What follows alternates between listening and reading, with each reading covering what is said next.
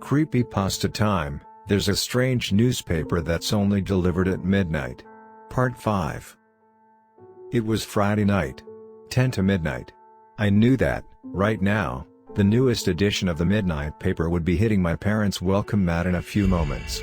But I wasn't there. I'd decided, after last time, that I wasn't going to be reading the next article. What if it contained something worse than the hunger? I couldn't let it become real. I didn't want any more blood on my hands. I sat at the rickety table included in my motel room. Every time I hit a key on my laptop, the table rattled, tilting toward its short leg, which I couldn't identify for the lift of me. I didn't mind. I was counting the minutes with each time I hit refresh on the search page of Herrick's High School's website. On the search bar was the name Stephanie Carson. I got the midnight paper with the lead game article on Friday, September 11th at midnight. 1 week later, on Friday, September 18th at midnight, I had witnessed a girl jumping off a building to end her life. I read the midnight paper with the removal doctor article on Wednesday, September 16th at midnight. 1 week later, on Wednesday, September 22nd at midnight, I had first heard about the removal doctor on the local news. That means that it takes 1 week between getting a midnight paper and the article and it becoming true. If I was right, that night, at midnight, Stephanie Carson would become real. She'd suddenly appear in the Herrick's High School website as if she was always enrolled there. No memorial service. No news about a tribute or a plaque going up in her honor. Just a page or two about the school's most gifted student. Midnight. Just as I hit refresh, I heard 3 knocks on my motel room door. What? No. It couldn't, but it was. I opened my door and there, on the patch of filthy rug right in front of my room, was a bundle of black paper bound in black twine. I grabbed a plastic bag that held the snacks I'd bought at a gas station, put on a pair of rubber gloves, and grabbed a pair of grill tongs. The midnight paper dangled off the teeth of the tongs, its strange electricity still somehow crackling through the rubber and making the hairs on my hands stand up. I dropped the paper into the plastic bag and tied it into a tight knot. Then I dropped that bag into another 2 bags for good measure and tossed them into a dumpster by the ice machine. By the time I got back, the shitty motel internet had finally loaded the page. 10 results for Stephanie Carson. I gripped the sides of the shitty motel table. Would I be too late? Was it tonight? A few minutes later I opened my motel room door cautiously. The patch of filthy carpet was empty. No new midnight paper. I smiled. Maybe I'd gotten rid of it entirely. Maybe not reading one was all it took for it to leave you alone. I went right to the dumpster. The bags I'd hidden the midnight paper in were still there. They hadn't mysteriously vanished. I nodded and got in my car. By the time I got to the right part of town, the night was cold and bright. Street lights glinted off of every surface, bouncing off 1,000 reflective surfaces and zeroing in on my eyes. The migraine was back in full swing. I was a little used to it by now. I chugged a bit more of my soda and narrowed my eyes. I had a long night ahead of me. I stopped the car and unplugged my phone from its stand on the dashboard. On the screen was something I wasn't proud of at all: Stephanie Carson's Instagram account. It had taken me less than an hour to find it. I won't write it here, but her username was a simple combination of her name and her volleyball jersey number. It wasn't set to private either. A little scrolling had led me to a photo of Stephanie and her friends in front of a house that could only be described as excessive. It was as close to Cinderella's castle as you could get while still being attached to a sidewalk. I didn't know the exact address, but there was a photo of her in front of a street sign with the same group of friends, wearing the same clothes as before. It was easy to guess that they had taken the photo in front of Stephanie's house and the photo of the street sign back to back. That same street sign was in front of me now. And a few feet away from it was Cinderella's castle itself. And one of the lights upstairs was on. I walked around the block more than a few times, trying to get my story straight. I had to warn Stephanie about Mark Bailey, who she already knew about. But then she'd ask me how I knew what I did. And I was still working that part out. I could show her my posts on here, but knocking on a girl's door and telling her that I'd posted on Reddit about her murder. Yeah. No. I'd be in a straitjacket before morning. Whatever, I didn't need to make sense. I didn't even need to tell her about the posts. I could simply knock on her door and tell her that I'd driven by and seen a strange man peering through her windows. She'd think I'd spotted Bailey and would probably call the cops on him. Problem solved. Then why not call the cops myself? Because they'd ask questions. But she would too. I sighed. There was seemingly no way to do this without looking as creepy as Mark Bailey himself. I walked up to the front door, held my breath, and knocked. The sound seemed explosive in the darkness, but that was probably just the lateness of the hour amplifying every sound times 100. Still, no sound or movement or light came from inside. I knocked again, a little louder this time. A few seconds later, nothing had changed. I was out of options. I bit the bullet and stabbed the doorbell with my finger. The electronic chime echoed through the house, about as subtle as a carpet bombing. One light went on. Two. Then the whole first floor lit up. I heard muted little footsteps from behind the door as if someone was walking on a carpet. Then the latch turned and the door swung open. And something hit me on the head. "Wake up, creeper," a girl's voice said. I opened my eyes. Then shut them immediately. The brief glimpse of the world I'd gotten had been enough. It was white and blurred. Something cold and hard collided with my cheek, shooting fireworks across my vision. I said, "Wake up." I opened my eyes again. This time the world was a little less blurry. I blinked until the person in front of me came into focus. There, holding what looked like some kind of metal sculpture, was Stephanie Carson. "There you are," she said matter-of-factly. "I was worried I'd hit you a little too hard. So, want to tell me why you've been walking outside my house for the past hour and a half?" "Mark Bailey," I said, my voice raspy and little more than a whisper. There was a metallic taste in my mouth that seemed to extend into my lungs. Jesus, maybe she had hit me a little too hard. Oh, great. My stalker has a friend. No. Not a friend. He's going to kill you. Tonight. That had come out a little more clearly. I would have been pleased with myself, but it was around the time that I noticed that I couldn't feel my hands. One look down and I could see why. My wrists were stuck to the arms of a chair with a ridiculous amount of duct tape. Geez, had she used one roll for each hand? Then Stephanie said something that made me forget about how my hands were already turning purple. "I know." "What?" I asked, my voice sounding distant and slow as if it was coming from a broken speaker on the other side of the room. "He's been stalking me for a long time. He broke in last week and I got a restraining order out on him. He's close to figuring it out, I can tell. He's close to losing his shit too. It's gonna get violent. Whatever.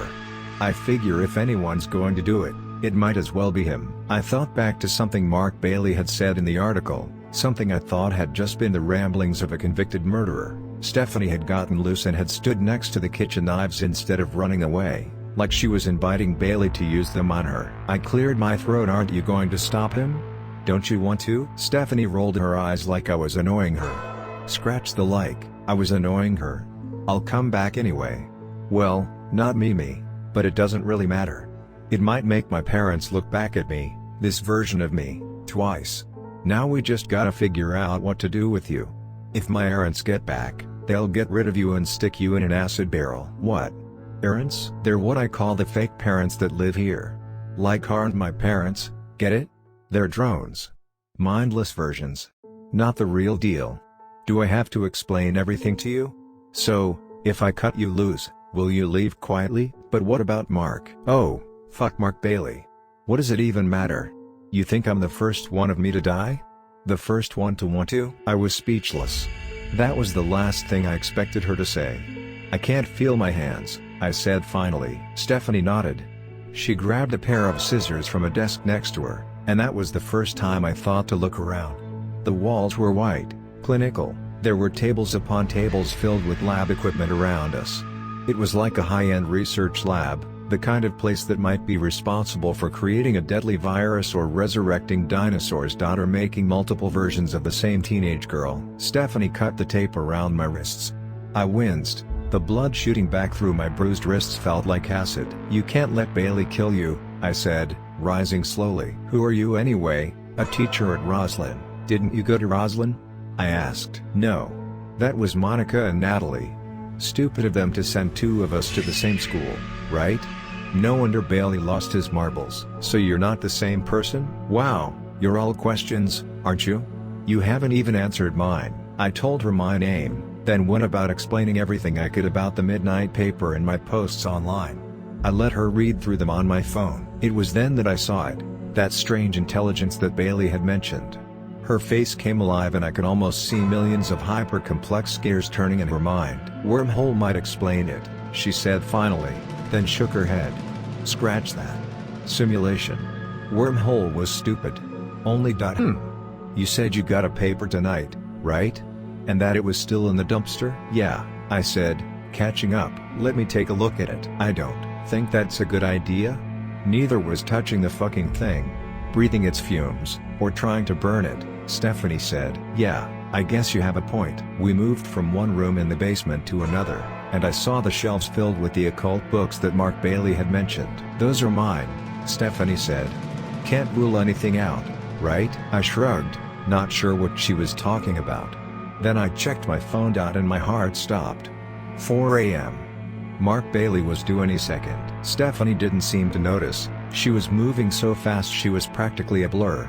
By the time I had gotten to the foot of the stairs, she was already in the kitchen. That was when I heard it. A man's voice. Mark Bailey's voice. "What are you?" he asked. "You're Monica." Then, as quickly as it had appeared, Bailey's voice was cut short. I rushed up the stairs and slid into the kitchen. There, on the tile floor, Mark Bailey lay in a pool of his own blood. His neck was cut open. Stephanie tossed a bloody knife into the sink. "Don't worry," she said, "my errands will take care of it." "Where'd you park your car?" It was almost dawn by the time we were standing in front of the dumpster. I pulled the plastic bags out and cut them open slowly with a pair of scissors from the lab. Stephanie's face lit up the second she saw the black bundle roll out. Before I could stop her, she ripped the twine off and unrolled the paper. Then she frowned. She turned the paper toward me. "Can you read it?" she asked. I nodded. "I can't see anything. Just black paper. No words written in white ink. I bet whoever appears in the articles can't read them. Because I'm not real. The paper must have created me like you thought." She was actually smiling as she said it. "Doesn't that bother you?" "No. You fucking kidding me? I'm thrilled. I'd much rather be created by a mysterious newspaper than my fucking parents." "Read it to me," she ordered. Some of the words were already being erased. But I read the article to her anyway. This was what it said. The perfect being? Experts call aerial phenomenon easy to explain. It's only been 2 days, but the residents of a small town in upstate New York have already grown accustomed to it. There's a strange shape in the sky that isn't going away. And it looks like a person. The event began sometime after dawn on morning. It's now and the clouds aren't going anywhere. "It's not just a shape," says a lifelong resident of There's light in there. Like no matter how dark it gets, there's something in there that's shining. Like a little sun. The apparition is certainly uncanny. It's a little shape that looks like a person in the sky. It has all the parts you'd expect: a head, 2 arms, complete with their hands, and 2 legs, plus their feet. The arms and legs are pointed at an angle so that they make an X shape. "It looks like the Da Vinci Man," one woman said. She's not the only one. Many people have drawn the comparison between the man-shaped object and Da Vinci's iconic Vitruvian Man. If this was only an oddly shaped object, it wouldn't have made as big of an impact on the residents. Indeed, there's a strange glow to it, as if it reflects the sunlight in such a way that the entire human shape is lit up at once. When the sun goes down, the glow remains, shining like a big star that often hides behind thick clouds. This is an age where everyone has a smartphone in their pocket, a gadget that doubles as an expensive camera. So why haven't you heard of this before? The answer's simple: it's too far away. It's about the size of a fingernail, a resident explained. "Just hold your little finger up to the sky and imagine something floating up there that's as big as the nail." That's not very big at all. A photography expert explained that most phone cameras aren't particularly good at taking photos of something that's small at a distance, especially against a bright sky. As a result, most of the images that have made their way to social media show a blurry speck against a blazing white sky. At night, the results are even worse, at best capturing a circle of light, at worst simply showing a dark sky. Meteorologists, astronomers, and aficionados of aerial phenomena have indeed regarded the apparition as a trick of the light. "I think it's a kite," said a local man who owns a high-end telescope, "some kind of man-shaped kite that someone let go of, maybe as a prank." A meteorologist stated that it's easy to explain. It could be any number of things ranging from drones to homemade balloons. It's nothing natural, though. Certainly not a meteor and definitely not a sign of the end times. So how exactly did this apparition become known as the perfect being? A local news station was interviewing a group of onlookers when they were approached by a strange man. There was something off about him for sure, stated a veteran field reporter who isn't shaken up by weirdos. He just walked up to the camera when we were interviewing another eyewitness and saying that he made it and that it's the perfect being. A weirdo. A kook. We get too many to count. But it caught on. Mostly because people were making fun of the guy. The strange aerial phenomenon known as the perfect being still hasn't disappeared from the sky. Far from it. It's actually gotten a little bigger. It's like it's getting closer, said another resident, dropping down slowly. Like it's falling. Some residents have taken it upon themselves to study this steady rate of decline in a scientific manner.